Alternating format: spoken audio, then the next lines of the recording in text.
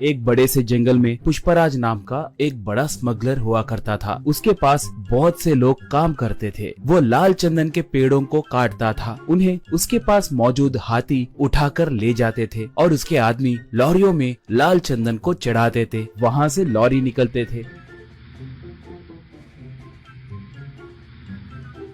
वहाँ पर चेकपोस्ट के पास मौजूद पुलिस वाले भी पुष्पराज के ही आदमी होने के कारण उनकी जांच करे बिना ही वो लोग लॉरियों को छोड़ देते थे। ऐसे उसके जुर्म का साम्राज्य बहुत फैला हुआ था।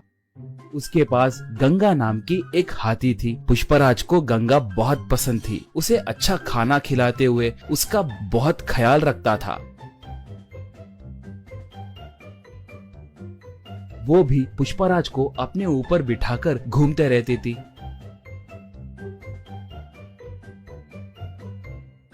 पुष्पराज आसपास के गांव में भी बहुत दान करता था। इसलिए अगर गांव में कभी कोई पुलिस की गाड़ी आती तो उस गांव में रहने वाले पुष्पराज के आदमी तुरंत पुष्पराज को फोन करके उसे जानकारी देते थे। इससे पुष्पराज सतर्क होकर जंगल में दूसरे इलाके को अपने आदमियों के साथ मिलके चला जाता था। पुलिस वाले आकर वहां पर देखे तो उन्हें कोई नहीं दिखते थे। इससे वो लोग सर पकड़ लेते थे।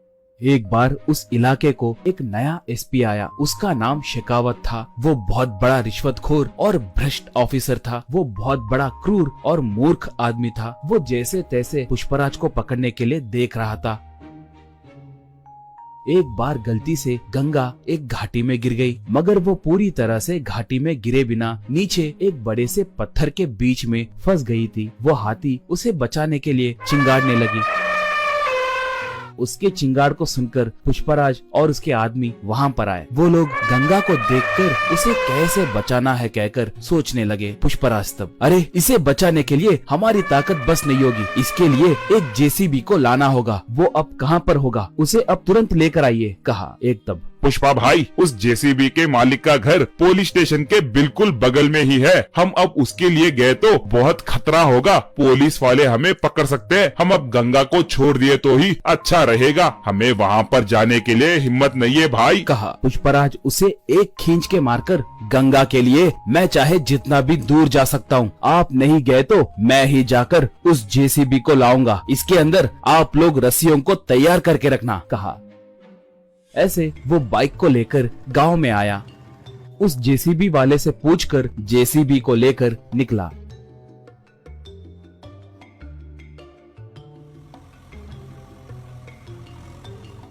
उसे देखकर एक पुलिस इन्फॉर्मर शेखावत को फोन करके पूरी बात बताया। बस शेखावत तुरंत अपने जीप में निकला।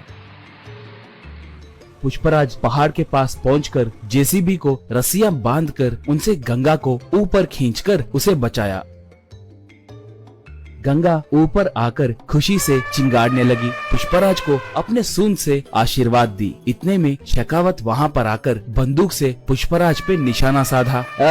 शराफत से सरेंडर हो जाओ, वरना ये बुलेट तुम्हारे भेजे में घुसेगी, कहकर पुकारा। उसे देखकर पुष्पराज के आदमी मारे डर के वहाँ से भाग गए। पुष्पराज तब, मैं तुम्हारे बारे में बहुत कुछ सुना हूँ। तुम्हारे जैसे निठल्लों को मैंने बहुत देखा है। मैं तुम्हें सरेंडर हुआ तो भी तुम मुझ पर केस डालकर मुझे जेल में नहीं डालोगे कहकर मुझे अच्छे से पता है। मुझे एनकाउंटर करोगे कहकर मैं जानता हूँ, कहा। शेखावत तब, सही कहा, तुम बहुत समझदार हो। मैं तुम्हें एनकाउंटर करने के लिए ही आया हूँ। तुम्हें टपका दिए तो मुझे 10 करोड़ रुपए मिलेंगे। चुपचाप भगवान की याद करो, यही तुम्हारे आखिरी क्षण है, कहा। बस गंगा एकदम से उस पर वार की। सूंड से उसके हाथ में के बंदूक को दूर फेंक दी। उसे अपने सूंड से पकड़कर जमीन पे जोर से पटकी। बाद में उसे उसी घाटी में फेंक दी। इससे उसे छुटकारा मिला। बाद में पुष्पराज गंगा को प्यार से चूमा। उसके ऊपर बैठकर जंगल की ओर निकला पुष्पराज। दोस्तों, आपको ये कहानी पसंद आई तो दया करके हमारे चैनल को सब्सक्राइब कीजिए। उसके साथ साथ वीडियो को लाइक मार के आपके दोस्तों को शेयर भी कीजिए।